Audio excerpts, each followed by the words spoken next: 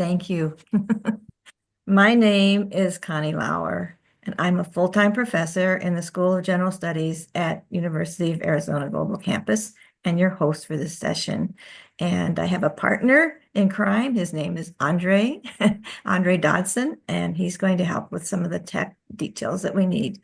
The session is Empowering Tomorrow's Heroes, Unleashing the Superhero Cape Effect in Higher Education.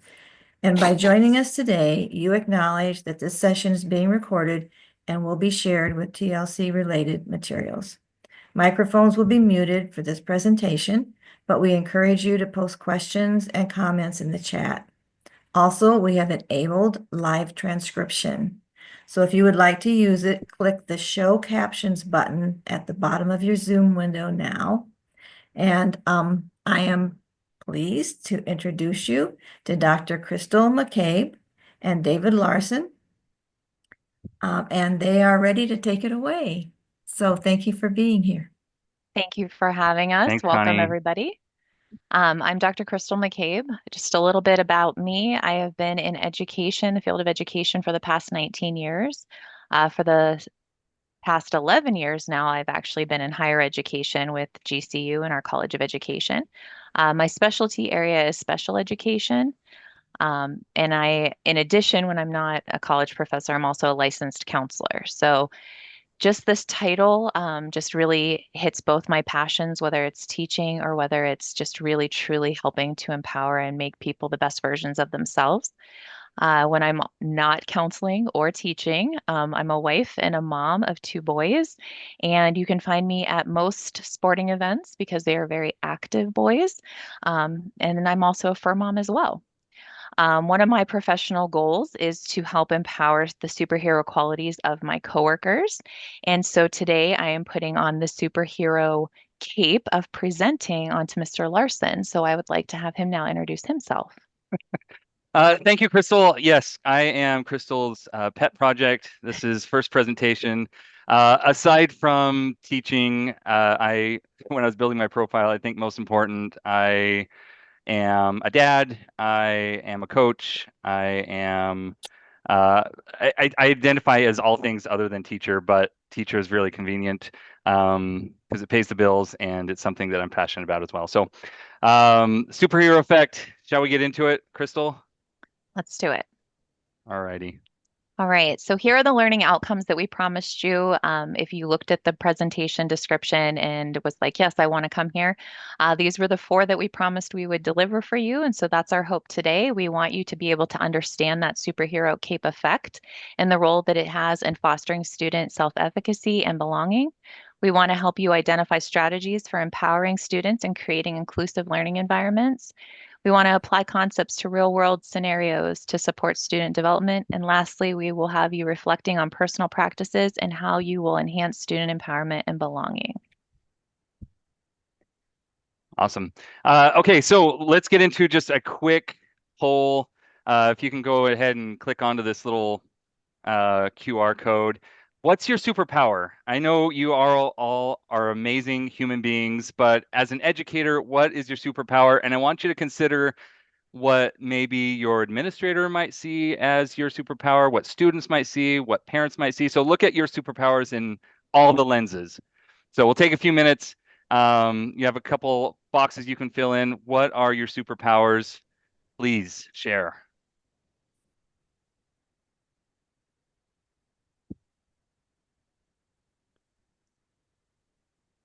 And I know you teachers should not be shy. You are amazing. So don't think too hard about it. You know what you're good at.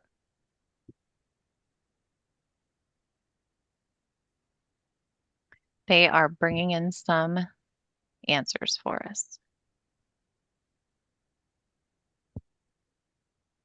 And yes, if you're having any issues at all getting into the Mentimeter, feel free. You can also put it in the chat too. So I love that you put that in there, Connie.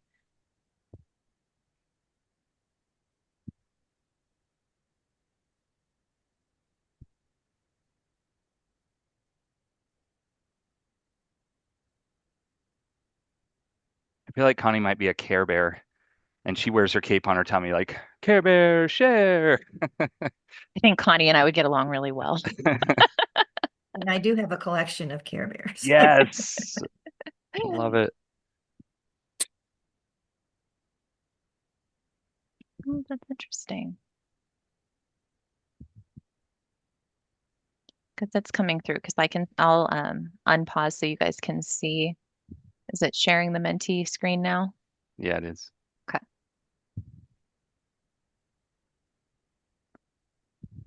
I love it. Lots of people with the word connections in there.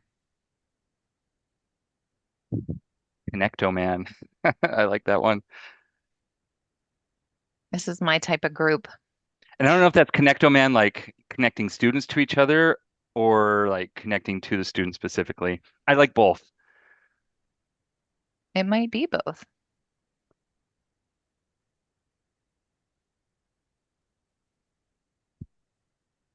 Master of many hats. I think as a teacher, as an educator, that is definitely something that we definitely do. We have lots and lots of hats.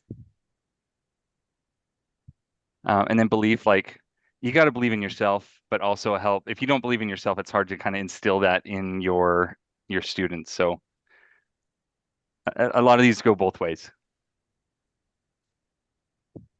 Excellent. See if any more come in.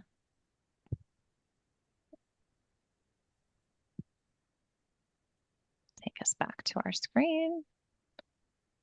Okay.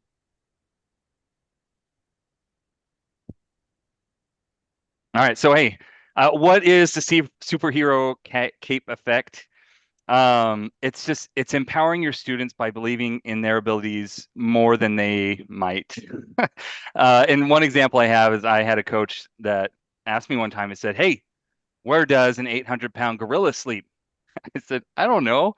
He says, "Anywhere he wants." Basically telling me like I had so much potential and could do all these things and wonderful things. And he really instilled this belief of, yeah, you can do all these things, like ready, go. So it kind of describes the intangible or like the soft skills that teachers impart through their teaching, but you might not recognize it yourself. Yes, we are reflective and we have all these answers that you've given us. That is wonderful. But there might be more that you have and quite possibly more that you could develop to really bring out the superhero effect in your students and those that you might be administrator over. So we're going to talk about what capes you might possess, what capes your students might need. But all in all, these capes are those things that will impact your student growth and all of their sense of belonging. And let's face it, like you are an integral part of your students' like origin, your academic origin story. So let's go in this having fun and really a sense of how can we make the most of these soft skills that we have that our students may or may not have developed or even thought about in their academic journey up to where you're at right now. That was something like you mentioned just now, David, when I was at the beginning opening session and the remarks that were being made and the comments that were being shared in the chat and how everybody was just kind of sharing. It's like a lot of people have that teacher, that professor, coach, whoever it was in their life that really just helped them start to believe in themselves and really start to push themselves and see something in them sometimes that they didn't necessarily see in themselves that really helped them, finally feel like they belonged and was really definitely a part of their origin story. Right. So where does it come from? So because, we are educators and it's important for us to kind of have that background, we wanted to be able to share some of the theoretical foundations that really help to bring the superhero cape effect in. And I'm going to be 100% honest, when David told me the superhero cape effect, I was like, I'm in. I don't know what it means though, but I'm in. And he was like, what do you mean you don't know what it means? And I hadn't heard of it. And then I like looked it up to see, I'm like, is this actually like a term people have used? Is this, can you Google it? And it wasn't. And I'm like, David, did you just make this up? Did you make this word up? And it's been used. People have used it, but it doesn't really have its own origin of like where it comes from. And so, really kind of piecing the different sides of it together, some of those theoretical foundations that encompass the superhero cape effect lead us to Bandura's self-efficacy and then Dweck's growth mindset. And as educators, we've heard both of those many, many times, but it helps us to provide that framework of effective interventions and those best supports for student success. We heard the word believe and beliefs so much this morning, and we watched Ted Lasso in that video, and it was very inspiring if you were able to make it and watch it. But the beliefs about oneself and how much that influences our learning and our behaviors, resilience, and motivation. And students are more likely to persist and thrive academically when they feel competent and that they're capable of growth. And so those are the pillars we're going to set this theory on. And so we're going to dive into those. All right. Thanks, Crystal.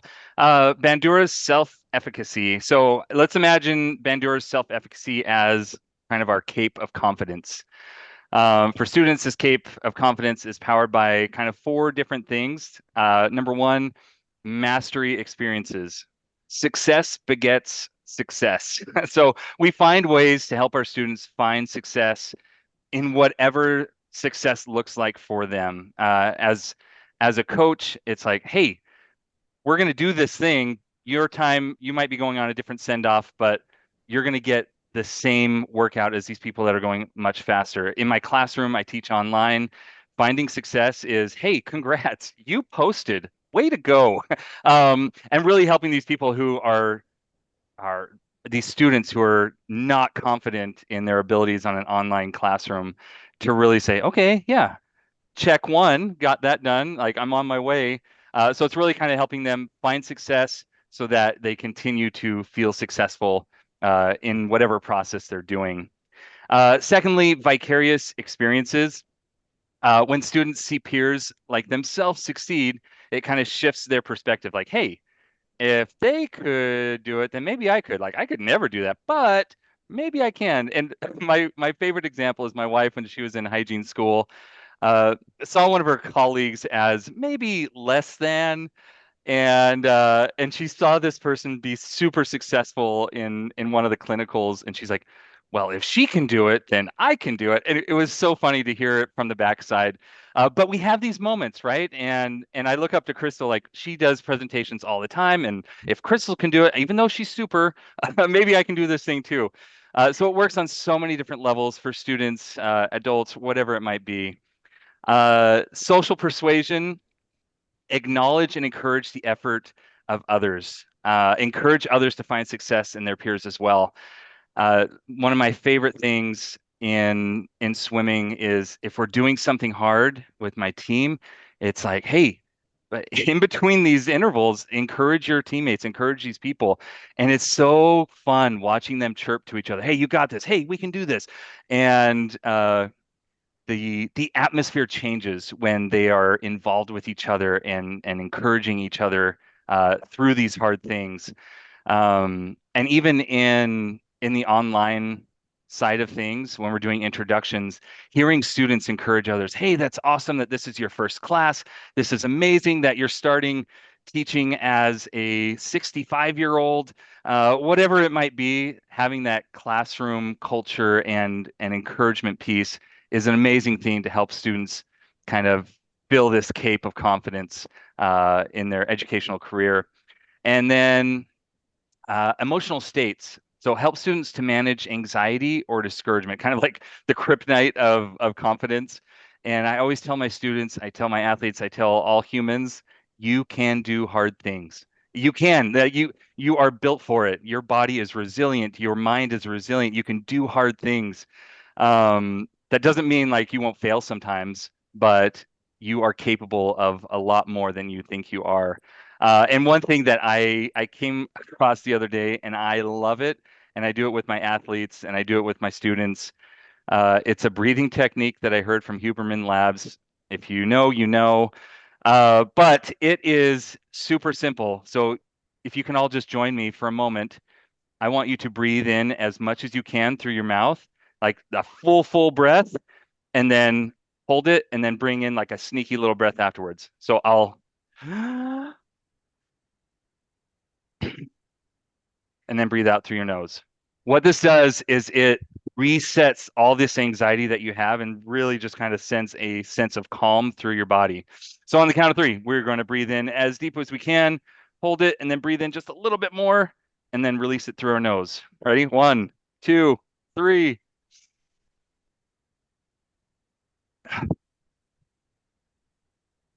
Ooh. So anyway, if we get in those emotional states where we're discouraged or we have so much anxiety, that's just one technique that we can say, hey, you can do hard things, and this can help you control whatever these anxieties are. Sometimes anxiety is a good thing, but in some cases it is debilitating. So Bandura's self-efficacy emphasizes when students believe in themselves, they can handle what's thrown their way. And they're more likely to try and try again, even in situations that are tough for them. And for us as professors, administrators, weaving self-efficacy into teaching means guiding your students to wear this cape of confidence and help them say, I got this. Yeah, my teacher says so. They helped me out. I can do this. So that is kind of the Bandura self-efficacy portion of these superhero capes. David taught me that breathing technique, and I immediately used it last night with my son who had basketball tryouts last night. And I was like, okay, I have a new technique for you to use because I could see him starting to get the anxiety, coming in and stuff as we were driving over to the school, and totally had him using it. And it was great. He had a wonderful, wonderful tryout. So that leads us to Dweck's growth mindset, or better known as the Cape of Potential. So again, beliefs, right? That belief in not yet. And so we have a lot of students, who can say, and when we were looking at some of those statistics that were being shared in that opening ceremony about why students don't make it, and sometimes they just haven't learned this piece yet. David and I teach a kind of more entry level, first phase of the university type of course. And anytime a student is starting a program, we know that they get into that position of trying to balance everything. And the minute it gets hard, it's like, I can't do this. I can't do this. And helping them to just truly see you can do this, or, that maybe not yet, but that you will be able to. It's a matter of finding that time management that you need, or finding this skill here that you need to do, but encouraging them to start to view this more as a development and not a fixed state. Helping to shift that I can't to I'm on my way, making it really more seem like this journey. And so helping to transform that motivation for them. Students move from passive grade consumers to active ability builders. I loved that. Fostering that increased engagement and resilience. Some of the strategies that we can use as professors, emphasizing the process over the product. David had highlighted a couple of things about, when our students, especially online, it's the little things, hey, you got your post in. Hey, you met that deadline, maybe like into smaller chunks and stuff, but really highlighting, I always put a checklist into my classes so that they can kind of see each of the different pieces that they have to do. And maybe they want to print it to be able to take little chunks off that bigger project. The ultimate thing of finishing everything for the week. And so highlight the effort and the strategies, that you can build into there to help them. Because we've taught the course for so long, we tend to know all of the mistakes that they are going to make. Every once in a while, they'll surprise us with something we hadn't seen before. Maybe they upload their utility bill or something instead of their assignment, but for the most part, they tend to have mistakes that we're pretty used to. And so we definitely build those strategies in because we know the mistakes that they might make. And so that's something that we can do as professors as well, help build in those strategies to help them along in this process. And again, that learning from mistakes piece. Praise the effort, reinforce that persistence all the time. My students, and I know obviously I did not coin the phrase, you got this. That is definitely not something I coined, but I have students who will come back and they will tell me, Dr. McCabe, you just kept telling me the whole time, you got this, you got this. And I'm like, Yes, because you do. You just have to keep pushing. You just have to keep trying. You have to just truly start to believe it. I had a student, he's about to graduate, and I had him in his very first class. So he's about 3.5 years in now, and he checks in after every course that he finishes, and he will just update me, hey, still have straight A's, still doing this, all of this going on. It was about, I'd say we were into his second year, and he sends me a message and he says, I finally get it. I finally get it. You really wanted me to believe in myself. You wanted me to believe that myself. And I was like, yes, that was the whole point the whole time. I'm so glad that this finally clicked for you, that it was not, not seeking that validation from anybody else, but truly believing, that they can start to do this on their own, and how much that persistence and hard work over that it's not always just natural talent. Modeling growth for them. I actually just presented last week with some colleagues. We were just talking about how sharing personal learning experiences can be really beneficial to our students. Sometimes as professors, we might be a little bit more standoff, or maybe we just focus on the content and we forget the human side of this. But really being able to share, I mean, you struggled too, likely, right? It wasn't always easy for your learning, and being able to share that with them and them seeing an example in front of them of people who've overcome something. I tell my students all the time, I was the first to go to college in my family. A lot of them are also first-time college students in their families. And so knowing that, like, oh, wow, you did this, maybe I can too, but helping them to kind of see and normalizing that continuous growth. I always teach my teachers, like, we never, you never wanted to make a mistake, but Rita Pearson, if you've ever watched Rita Pearson, she is such a champion. And that video, I watch it every once in a while when I can, just to help inspire me.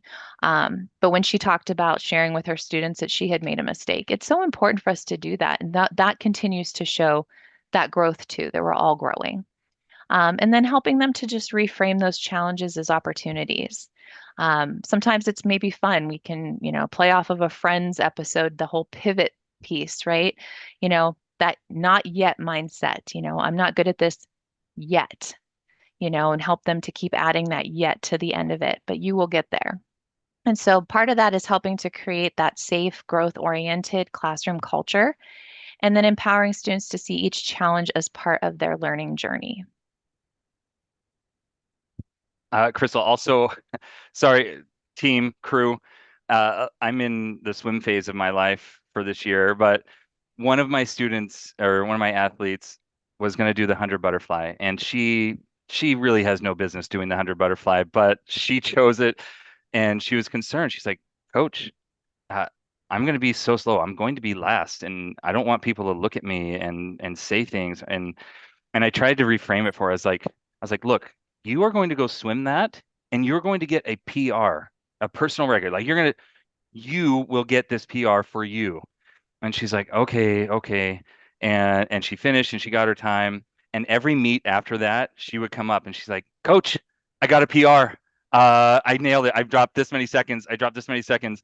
And it totally reframed the way that she looked at this really difficult event into something like, hey, each week it's a new opportunity to get better for myself. And she really was able to kind of shut everybody else out of her mind as she raced as well as she could for that event. So I love this cape of potential, and how we can encourage our students and those people that we're in charge of to, see something better than what they are, I guess, maybe. Okay, class. Here is a list of amazing capes that you may or may not have in your possession right now. I want you to take just a quick, brief look through these.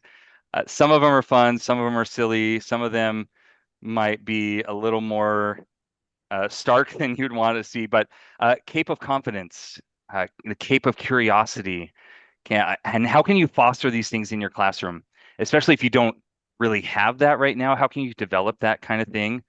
Your cape of potential, we just talked about. Cape of balance, helping your students manage priorities effectively in their crazy busy lives.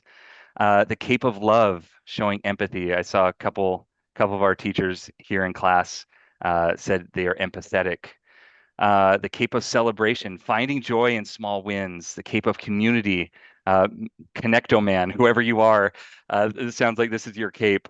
The Cape of Pride, valuing your unique perspective and contributions. This is one of my favorite things about having an online classroom is we have students from around the country, and their perspectives are so unique and different.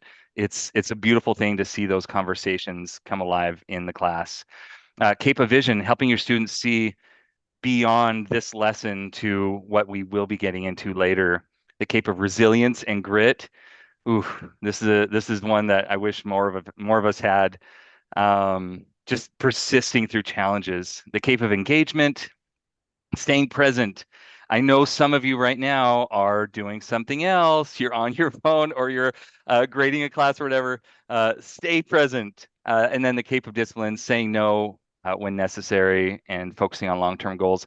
And these are all neat and things, and we'd like to think that some of our students have these things, and where they get them, we don't know, except that if we share them, we know that they can have them. I tried to date this girl in college, and I was very persistent, and I was resilient in her saying no all the time. But she kept saying no on Friday night. I said, no, I got to do homework. And I was like, come on, like, come pick me up. I don't have a car. Let's go do something. No, she kept saying no, and I don't know who taught her that.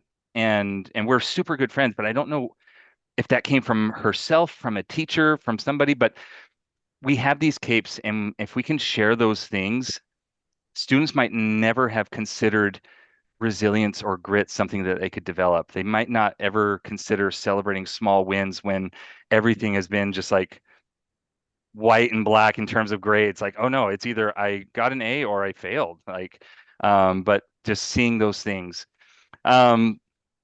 So I want you to consider, how can you develop these in other students or other people in your realm, but also how can you develop them yourselves? And there's power in being curious about those things as well.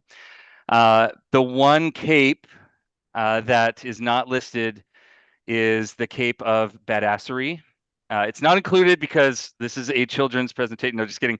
But guys, you are experts in your field. You are amazing. You're at the pinnacle of education, and your students get to come to you for the latest and the greatest in your discipline. Make sure they know from day one that you are wearing that cap of badassery, and you wear it 24, 365, and you know how to get the most out of them. Like if they see how confident you are in that classroom, that you will give them this cape and that cape, everything they need, that goes so far into them developing these soft skills in addition to all the hard skills they're going to need for their tests and whatever else they're working on for content and curriculum. But if you go in with that confidence, that cape of badassery, however you want to pronounce it, man, it goes such a long way for the confidence of your students and believing in themselves because they know they're in the presence of an amazing superhuman teacher.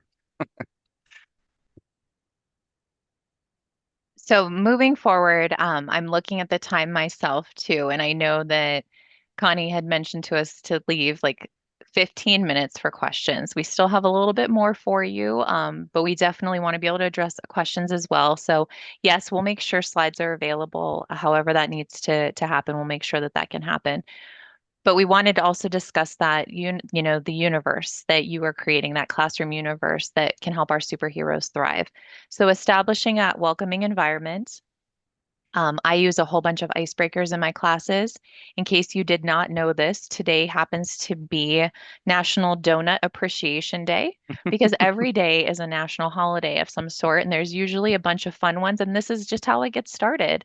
I know David asked you guys what your favorite movie was at the very beginning.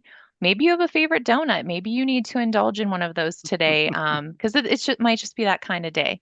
But you can just start with anything. It's also National Chinese Takeout Day, and I wasn't sure which one I was going to use when I was sharing it with you. But it might also be one of those days where you get takeout as well.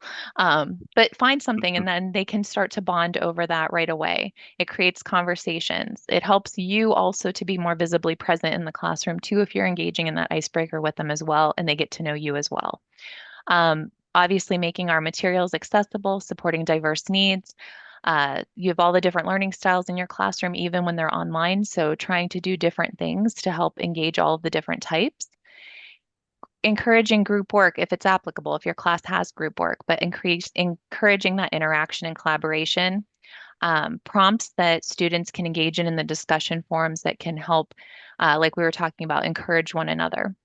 One of the prompts that I use encouraging interaction in my class, and it also does the last bullet of supporting mental health and well-being, is I do a weekly check-in, kind of like what I would do when I was in the regular brick and mortar classroom. And I would just, how are we doing?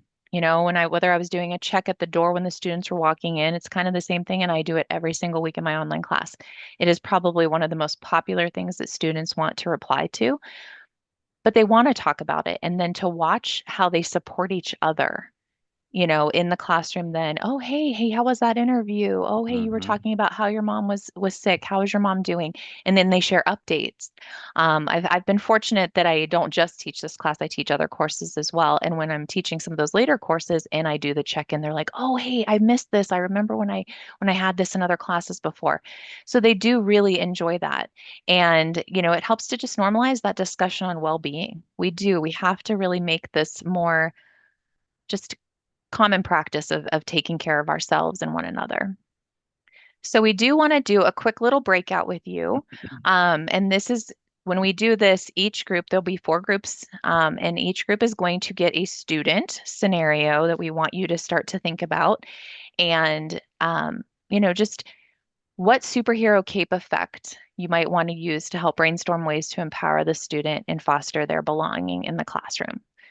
So we will give you guys probably a quick 5 minutes, but just, you know, try to come up with at least 2 strategies that you can share. And then there'll be a way that I can broadcast to each group, right, Connie? That I can share the scenario with them. I think I can put it in writing.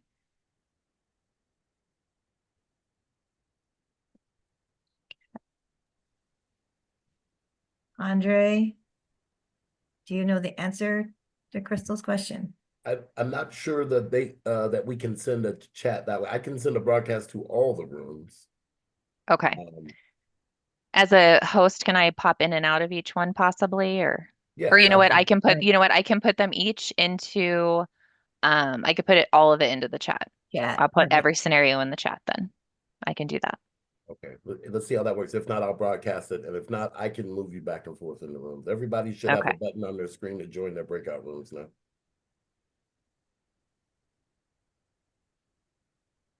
If you don't see it, check under your windows. It might be underneath one of your open windows. And then let's see.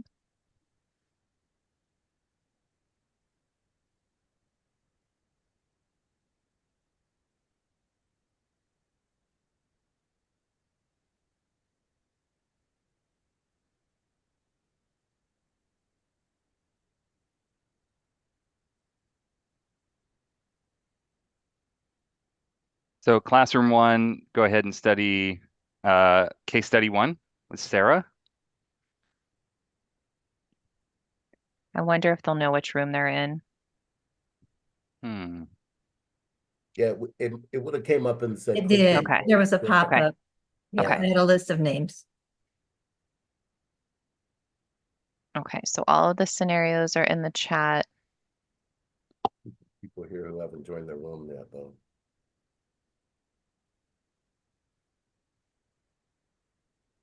Because there are 2 unassigned participants. Yeah, it should That's be- you and Okay. David. Yeah. But we can just hop in, right?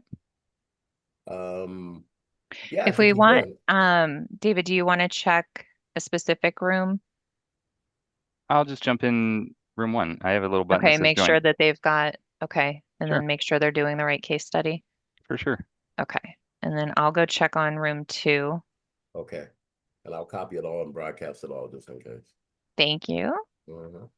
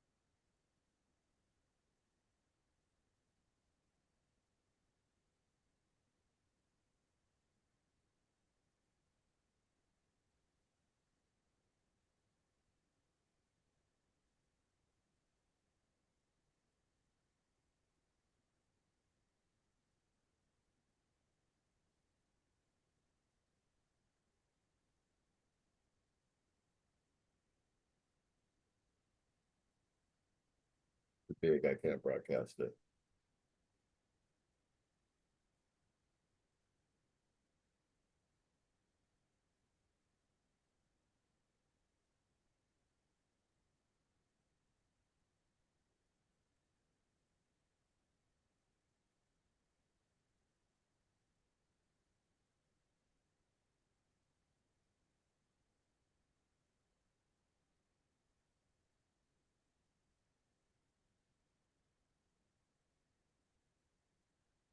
Lake, Debbie, Tony, and John, are you guys there?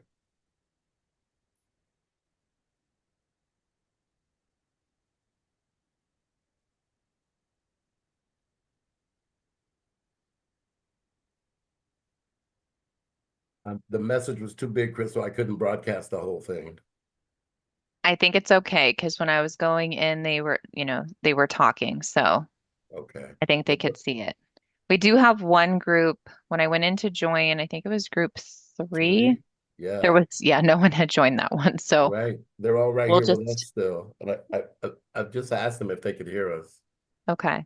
So what we can do, maybe we'll give them one more minute and then we'll close the rooms. I mean, I know closing the room literally is a minute. So, and that way they can just kind of share and then uh, we'll just skip that student in particular since they didn't get a chance to meet on it to help with time. Okay. So that I'm closing the rooms now, so they'll be back in exactly 1 minute.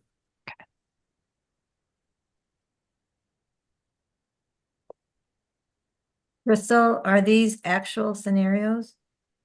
We just made them up. Okay. They Very sound cool. very realistic. What I've encountered. Well, right. I mean, just over the years, you Right. kind of have these different scenarios you face.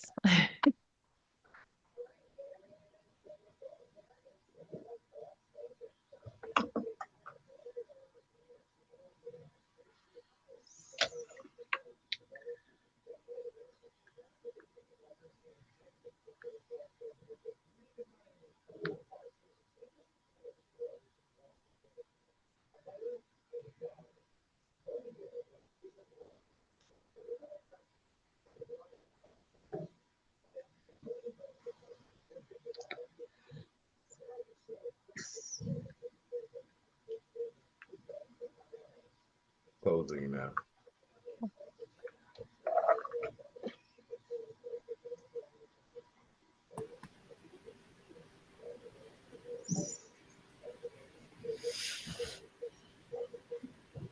Welcome back, crew. We did have a group that did not have participants, so we'll only go through Sarah, Malik, and Jordan.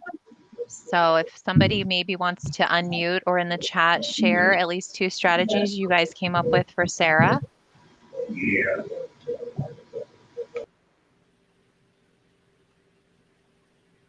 Sarah was our first generation student.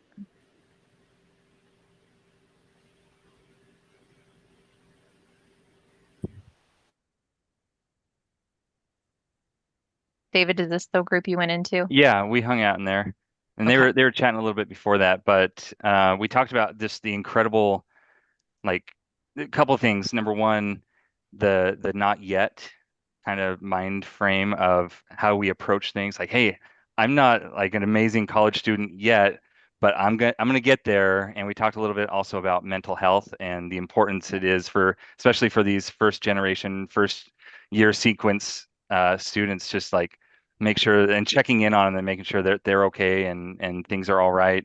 Because you never know what's going on amidst like all the craziness of school and assignments and life and friends. All right, excellent. How about Malik? Did the group with Malik come up with anything, our transfer student?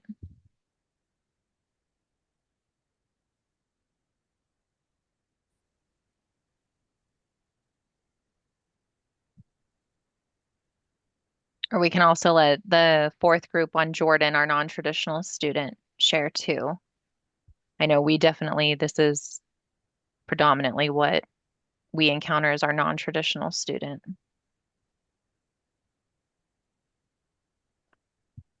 And you can use the chat as well. I know we want to make sure that we have time. And given, remember, this is David's first wearing of the presentation cape. So learning that timing piece is really, really tough and fitting it into, our small little window. But feel free if you want to share in the chat some of those strategies you guys had come up with, but we will proceed through our last bit. This is just more of like if you're sitting there on the fence, like I'm not sure if this is important enough or not. I'm not even sure, does the role of professor matter? This is actually a recent survey that was just done in 2024. And if you look there and you can see that's where the professor is, where the arrow is pointing. How much trust do you have that people in the following positions across a campus ensure that um, students, sorry, my voice is like being all cracky today. Just how much do you trust these people in these different roles across and for your student success? And so you can see there, professors have the absolute most trust, the absolute most. And so you as that person in their life have play such a huge role. And then just taking that further, do the students even care? And you can see here, this number 2 spot, which of the following academic focused instructional actions would most likely increase your academic success? Encouraging professors to get to know their students better. That was the number 1 thing. And so that's such an easy thing that we can do. And it's so important for us to do that in order to help us to identify the capes that our students do need for us to help them with. And also just a study that was recently done is students that feel more connected to their teachers, like more capes, more capes, more better, feel more engaged with the content being taught, and coincidentally, they perceive like a lower workload in your courses as well, which is just like an added bonus. Like more capes, they feel like less workload, which is cool. We had a thing too, and we can come back to it, but we wanted to share because this was just really, really cool as this ending piece and giving you guys a chance to have questions and stuff. But David, you wanted to kind of finish it up for us a little bit, and then we can go back if they want to share some things on the Padlet. We're at Sure. 12, we're at 12:13. We need to end at 12:15. So Yeah. yes, this looks like a great slide to finish on. For sure, guys. So ultimately, these superhero capes we're giving our students, that we're putting on ourselves, we want our students at the end of it all to kind of trade these capes in for their graduation gowns and caps. That's the goal, right? Like we want them totally prepared in our class so that they get ready for the next class, so that when they leave, they are these amazing super academic geniuses that can go on and conquer kind of the world and everything they come in contact with. You're the start of it, though. You are so important to give them these soft skills, these capes, that will kind of help them navigate through the kryptonite, through all the villains that are out there. And so hopefully this presentation is empowering to you to then share these soft skills that they need, in addition to the curriculum you're providing on the daily to these students. So I'll give you a hoorah. Let's go share our superhero capes and help our students be more successful, help them feel belonged, and help them just connect with everything that we're teaching them.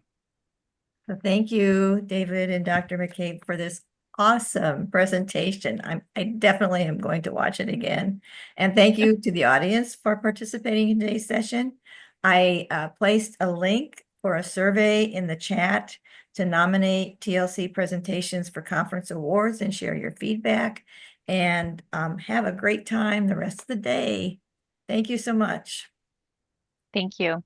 Thanks, guys.